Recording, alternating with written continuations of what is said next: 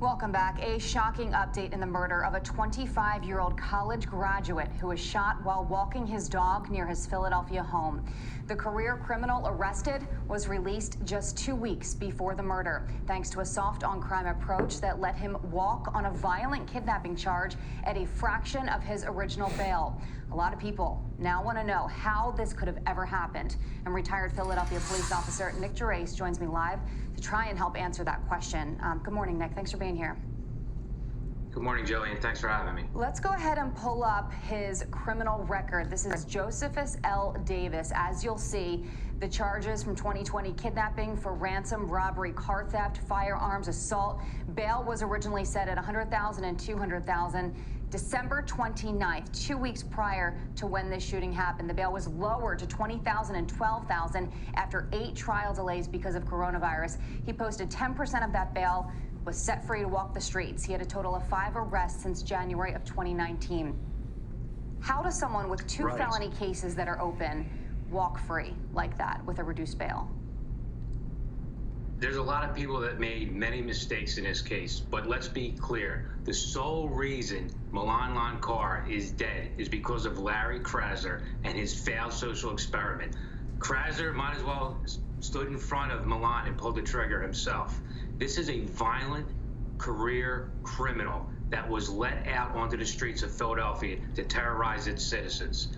It is absolutely disgraceful and shameful how this happened. Now, Josephus Davis, he carjacked an Uber driver, point of gun. You don't really get much more violent than that. I believe his case was dropped down to where he only had to pay $2,000. Then, while in jail for the violent carjacking, he attacks a corrections officer. Again, he's arrested for that. That bail was, I believe, was $1,200. So what do you put the value on a human life? $3,200 is what Larry Krasner puts a value on a human life. Yeah. His office did not appeal the low bail. They said they objected it. He said he objected it. His spokesperson said something different. They're tripping over themselves, trying to cover up their bail policies and their mistakes. And just $3,200. If I can just interject here for a second, Nick, just so people at home outside of Philadelphia understand who Larry Krasner is. He's the Philadelphia District Attorney. There have been some mixed messages. This is a statement from him, and this reads, quote, "This violent act robbed a young man of his life and future. It's not fair, nor is it just, but sadly, it is directly related to firearms outnumbering people in a vacuum of reasonable regulation." Is it the time to be having this conversation, Nick?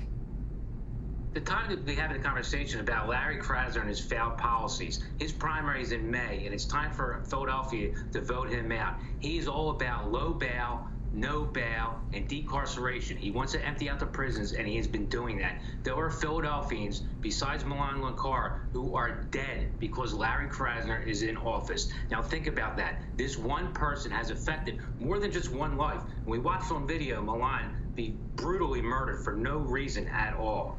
It is unacceptable. If we have someone else than Larry Krasner, Milan is still alive today. This guy is still in prison. And Jimmy O'Connor, who's a SWAT officer, was also killed by a career criminal let out of prison early by Larry Krasner. Yeah. This is what we're seeing across the country with these DAs that were funded by George Soros. Crime in Philadelphia last year, homicides are 499.